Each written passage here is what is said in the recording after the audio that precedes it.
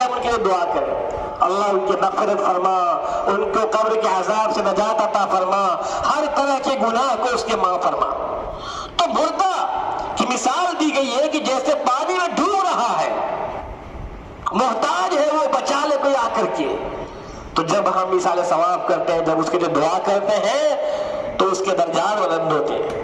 دوسری حدیث پاک میں آتا ہے، فرمایا آپ صلی اللہ علیہ وسلم نے کہ اللہ تعالیٰ جب جنت میں کسی نیک بندے کے درجات کا اضافہ کرتے ہیں تو بندہ کہتا ہے اللہ تعالیٰ یہ ہمیں کہاں سے مل رہا ہے، یہ میرے درجات میں، میرے مقام میں، میرے مرتبے میں اضافہ کیوں ہو رہا ہے، بڑھوتری کیوں ہو رہی ہے؟